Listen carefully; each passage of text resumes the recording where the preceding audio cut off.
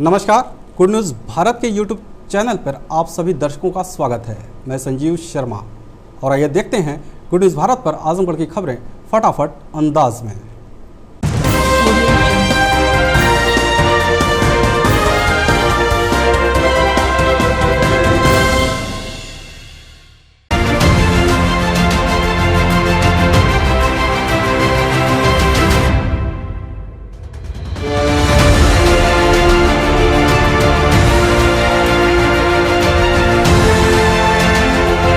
Suheldev Bharatiya Samaj party के राष्ट्रीय महासचिव अरुण राजभर ने कहा कि सुहेलदेव का पूरा जीवन आदर्श पाठ है।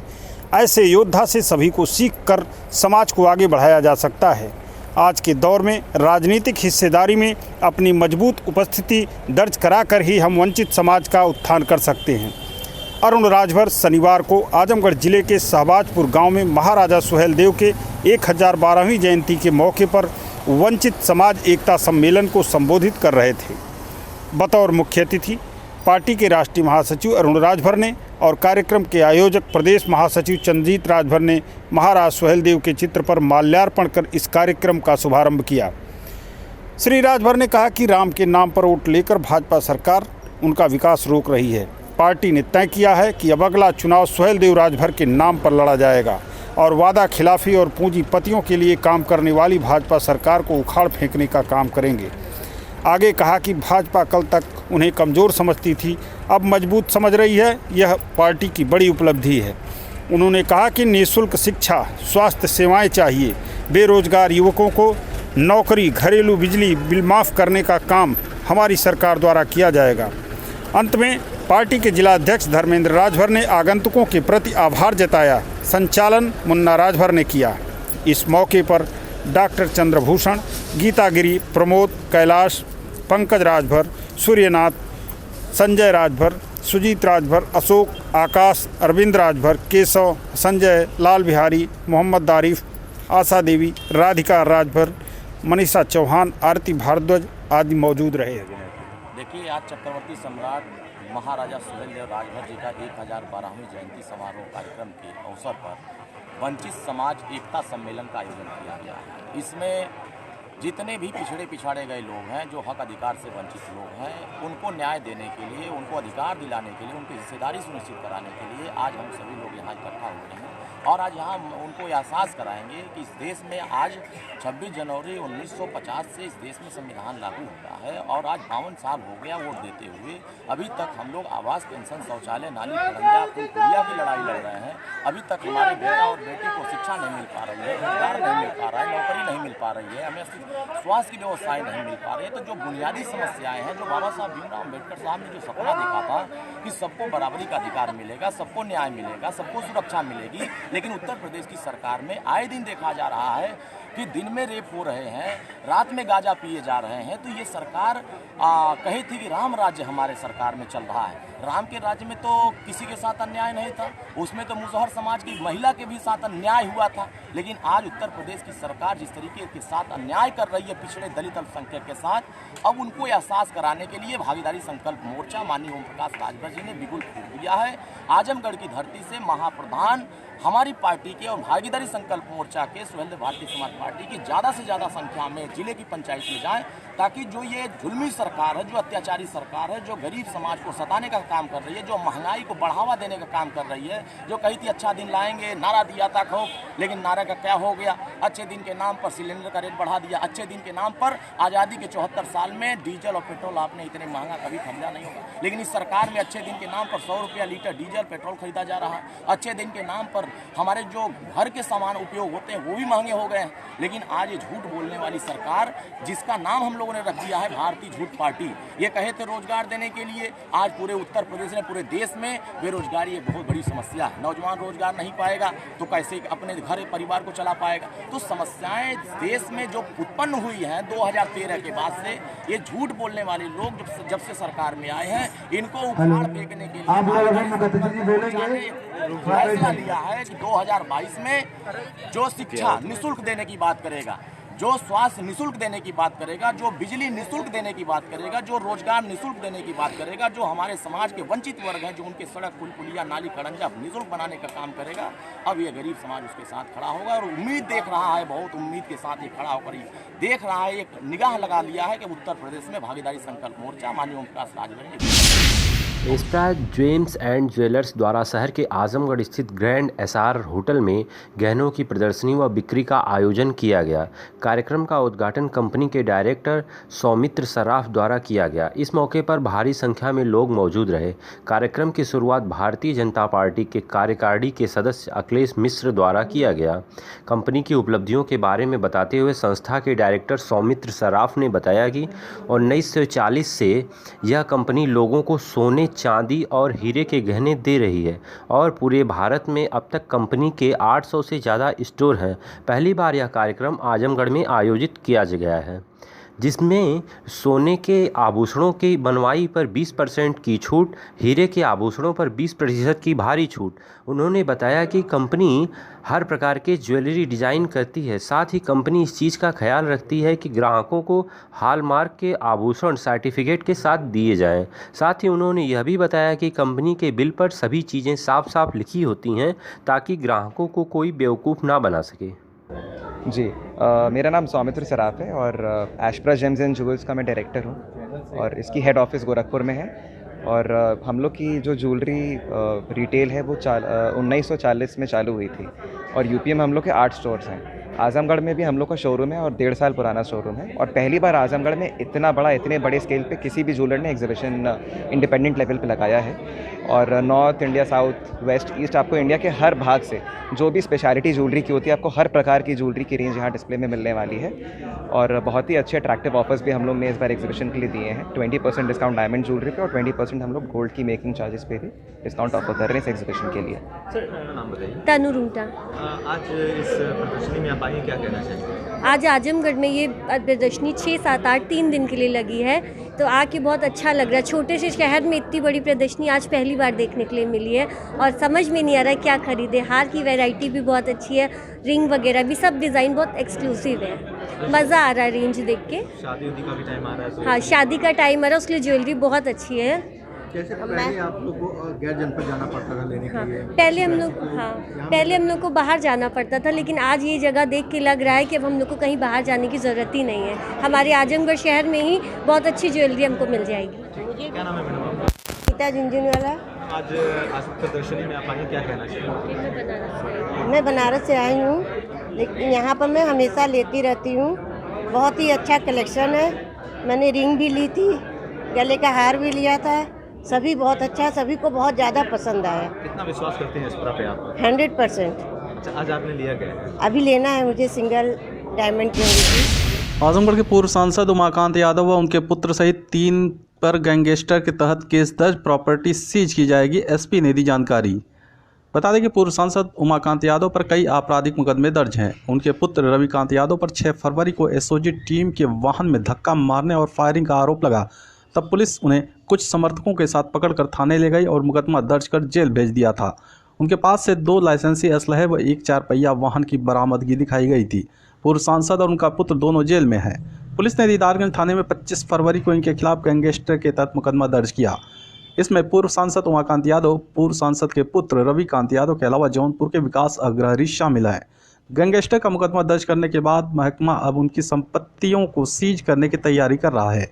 पुलिस अधीक्षक सुधीर कुमार सिंह ने बताया कि पूर्व सांसद उमाकांत यादव, उनके पुत्र रविकांत और विकास अग्रहरी के खिलाफ गैंगस्टर के तहत मुकदमा दर्ज कर लिया गया है। इनकी संपत्ति सीज करने की कार्रवाई की जाएगी, जिसे चिन्हित किया जा रहा है। देखिए, ये एक मुकदमा कायम हुआ था पहले, जिसमें पूर्व सांसद उमाकांत यादव के लड़के रविकांत यादव और उनके साथियों पर मुकदमा कायम हुआ था पुलिस पर हमला करने के संबंध में, पुलिस के कार्य में बाधा डालने के संबंध में। इस संबंध में मुकदमा कायम होने के उपरांत रविकांत यादव और उसके साथी जेल भेजे गए थे। उमाकांत यादव पहले से ही जेल में है। इनकी पूर्व हिस्ट्री को सम्मिलित करते हुए जो इनके द्वारा जो माफियागिरी चलाई जा रही थी, उसको दृष्टिगत रखते हुए उमाकांत यादव, रविकांत यादव और उसके साथियों पर गैंगस्टर एक्ट का मुकदमा थाना दीदारगंज में दर्ज किया गया है इनके वारंट बनवाए जा रहे हैं क्योंकि ये लोग जेल में हैं और इसके उपरांत इनकी प्रॉपर्टी जो कि इनके द्वारा क्राइम से अर्जित की गई है उसे सीजर करने की कार्रवाई की जाएगी। आजमगढ़ सिलनी स्थित चंद्रमा ऋषि आश्रम पर homeopathic medical association of India के पूर्व अध्यक्ष स्वर्गीय डॉक्टर गुलाब चंद बर्नवाल की मनाई गई पुण्यतिथि। कार्यक्रम का शुभारंभ केंद्रीय होम्योपैथिक परिषद के पूर्व सदस्य डॉक्टर भक्तवत्सल, होम्योपैथिक मेडिकल कॉलेज के प्राचार्य doctor Rajendra Singh Rajput, homeopathic medicine board के सदस्य डॉक्टर SP तिवारी एवं हमाई प्रदेश कार्यकारिणी महिला कमेटी के चेयरमैन डॉक्टर नेहा दुबे ने स्वर्गीय डॉक्टर गुलाब चंद बर्नवाल के चित्र पर माल्यार्पण कर किया। इस अवसर पर homeopathic medical association of India, homeopathic chemist and manufacturers association के सदस्यों ने हवन पूजन एवं पौधरोपण कर स्वर्गीय डॉक्टर गुलाब चंद को याद किया। डॉक्टर भक्तवत्सल को होम्योपैथिक क्षेत्र में सराहनीय कार्य हेतु स्वर्गीय doctor Gulab Chand Barnwal memorial award एवं वरिष्ठ साहित्यकार जगदीश प्रसाद बर्नवाल कुंद जी को स्मृति चिन्ह देकर सम्मानित किया गया। विजल होम्योपैथिक फार्मा ने अपने नए उत्पाद गोल्ड ड्रॉप की रेंज को लॉन्च कर चिकित्सकों में वितरित किया। इस दौरान डॉक्टर भक्तवत्सल ने कहा कि डॉक्टर गुलाब चंद बर्नवाल शिक्षक व चिकित्सक के साथ साथ संगठनात्मक कार्यों में भी बड़े निपुण थे। उनका पूरा जीवन होम्योपैथी के प्रति समर्पित रहा। उन्होंने आजीवन होम्योपैथी को आगे बढ़ाया। ऐसे व्यक्तित्व को आज हम नमन करते हैं। आजमगढ़ कलेक्ट्रेट सभागार में लालगंज सांसद संगीता आज़ाद की अध्यक्षता में जिला विकास समन्वय एवं निगरानी समिति की बैठक हुई संपन्न।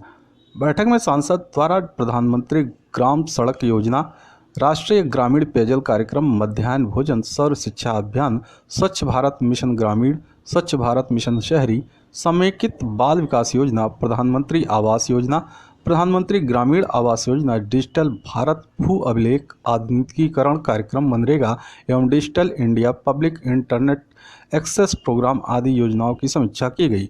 समीक्षा के दौरान सांसद संगीता आज़ाद ने समस्त विभाग के अधिकारियों से कहा कि सरकार द्वारा आम जनता के लिए जो जन कल्याणकारी योजनाएं संचालित की गई हैं उसका लाभ पात्र लाभार्थियों को 100% दिलाना सुनिश्चित करें। बैठक के दौरान अंत में जिलाधिकारी ने सांसद व जनप्रतिनिधियों को धन्यवाद ज्ञापित किया एवं आभार प्रकट किया। खबरों में हो चला है एक ब्रेक का। आप देखते रहिए गुड न्यूज़ भारत।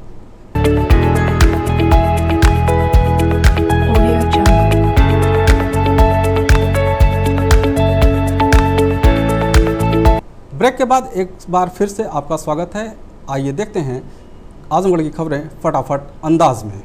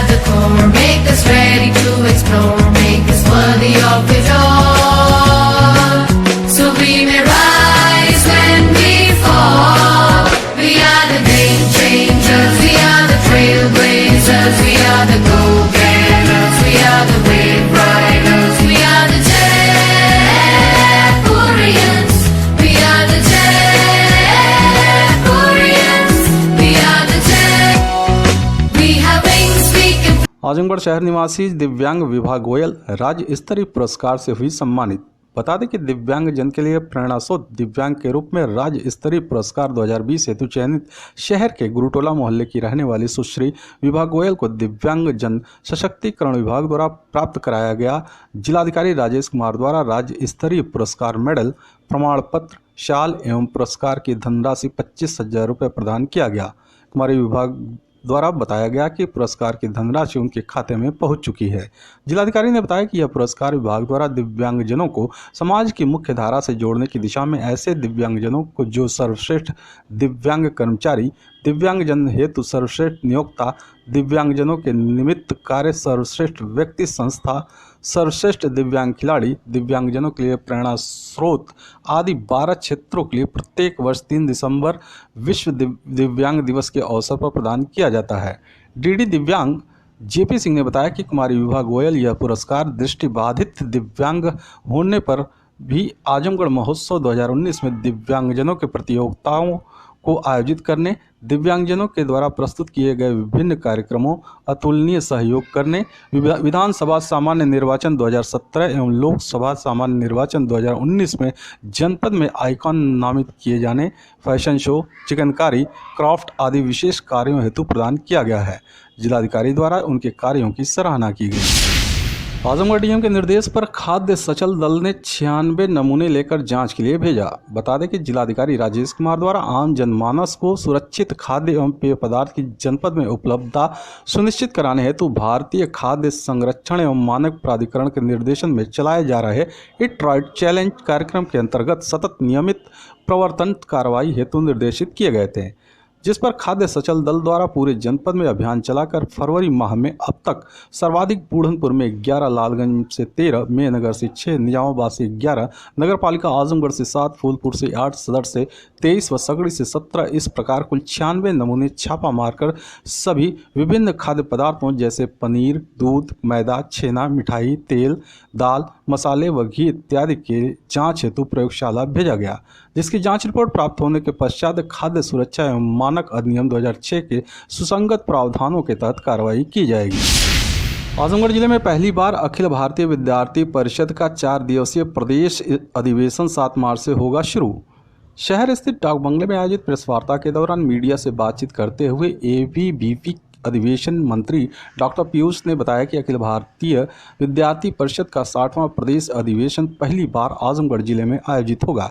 4 दिवसीय इस अधिवेशन में 11 जनपदों के 400 एबीवीपी कार्यकर्ता शामिल होंगे, जहां कार्यकर्ताओं के बौद्धिक व वैचारिक अधिष्ठान के लिए विभिन्न प्रकार के सत्रों को आयोजन किया जाएगा। उन्होंने बताया कि अधिवेशन में 11 जिलों से करीब 400 से अधिक विद्यार्थी प्रतिभाग करेंगे। शामिल होने वाले सभी विद्यार्थी समाज और शिक्षा क्षेत्र में लगातार काम करते हैं और शिक्षा क्षेत्र को नई दिशा प्रदान करते हैं। अधिवेशन में 3 प्रस्ताव भी पारित होने हैं, जिसमें प्रदेश का शैक्षिक वर्तमान और पूर्वांचल के सीमावर्ती क्षेत्रों में का विकास राष्ट्रीय सुरक्षा हेतु आवश्यक शामिल है। बड़े हर्ष का विषय है कि 60वां अधिवेशन है ये अखिल भारतीय विद्यार्थी परिषद का, और ये 60वां अधिवेशन पहली बार आजमगढ़ में इस दुर्वासा भूमि पे पहली बार कोई अधिवेशन एबीवीपी का होने जा रहा है, प्रांतीय अधिवेशन।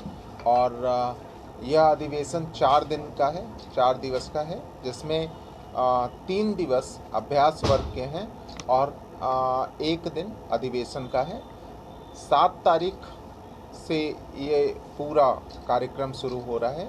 7, 8, 9 ये 3 दिन अभ्यास वर्ग है, प्रांतीय अभ्यास वर्ग, जिसमें सभी प्रांत के जो भी लोग हैं वो आएंगे और उनका जो अभ्यास वर्ग होता है, जो तरीके होते हैं वो बताए जाते हैं, सिखाए जाते हैं। इसके बाद होता है अधिवेशन। अधिवेशन में प्रस्ताव पास होता है। तो इस अधिवेशन में भी कुछ महत्वपूर्ण प्रस्ताव हैं जो कि भारतीय लोकतंत्र में एक बड़े बदलाव को लाएंगे। वो सभी प्रस्ताव इस अधिवेशन में पास किए जाएंगे, जो कि 10 तारीख को है। आजमगढ़ जिले के राहुल प्रेक्षागृह में हिंदू जागरण मंच के तत्वाधान में राष्ट्र रक्षक सम्मेलन का आयोजन किया गया। सम्मेलन में मुख्य अतिथि के रूप में शिरकत करने पहुंचे प्रदेश अध्यक्ष दीप प्रज्वलित कर कार्यक्रम का शुभारंभ किए। मीडिया से बातचीत में प्रदेश अध्यक्ष ने कहा कि हिंदू जागरण मंच का उद्देश्य है कि हिंदुओं में जागृति पैदा करना। उन्होंने कहा कि सनातन धर्म को अपनाकर ही देश विदेश में शांति व्यवस्था को कायम किया जा सकता है। कहा कि विदेश के लोग भारत के लोक संस्कृति और हिंदू धर्म में आस्था रख हिंदू धर्म को अपना रहे हैं। एक दिन भारत विश्वगुरु बन के रहेगा, क्योंकि लोगों में हिंदू धर्म के प्रति समर्पण भाव बढ़ता जा रहा है। देवगांव कोतवाली परिसर में घर से भागे प्रेमी प्रेमिका की पुलिस की उपस्थिति में कराई गई शादी, पूर्व प्रमुख समेत लोगों ने दिया आशीर्वाद। शुक्रवार को घर से लापता हुए प्रेमी प्रेमिका आज शनिवार को सुबह थाने पहुंचे, जहां देवगांव पुलिस की देखरेख में उनकी शादी संपन्न कराई गई, जो क्षेत्र में पूरी तरह चर्चा का विषय बनी रही। मिली जानकारी के अनुसार सुमन उर्फ संध्या पुत्री रामू राम उम्र 19 वर्ष निवासी पेसारा थाना केराकत अपने प्रेमी बबलू पुत्र श्रीपत निवासी साफीपुर सरुपहा थाना देवगांव के साथ शुक्रवार को घर से लापता हो गए। फरारी की खबर लगते ही दोनों घरों के परिजनों में सनसनी फैल गई। देर रात तक परिजन इन्हें ढूंढते रहे, लेकिन इनका कुछ भी अता पता नहीं चल सका। दोनों ने शनिवार को सुबह कोतवाली देवगांव में पहुंचकर स्वयं को बालिग बताते हुए शादी करने की बात कही। पुलिस द्वारा दोनों प्रेमी प्रेमिका के परिजनों को इसकी सूचना दी गई और सभी की उपस्थिति में सुलह समझौते के उपरांत दोनों को देवगांव कोतवाली में स्थित मंदिर में बीओ होमगार्ड संतोष कुमार राय की देख रेख में एक दूसरे को वरमाला पहनाकर और लड़की की मांग में सिंदूर भरकर शादी करा दी गई। इस अवसर पर पूर्व ब्लॉक प्रमुख मास्टर अलीम ने वर और वधू को आशीर्वाद प्रदान किया। थाने में हुई शादी में सुरेंद्र राम, धनी राम, अशोक राय, राकेश यादव, प्रमोद यादव के साथ वर पक्ष से बबलू, पिता श्रीपति तथा वहीं वधू पक्ष से सुमन, पिता रामू सहित कई अन्य लोग उपस्थित रहे। देवगांव में पीएसी वाहन ने कार को मारी साइड से टक्कर, मौके पर पहुंची पुलिस जांच पड़ताल में जुटी।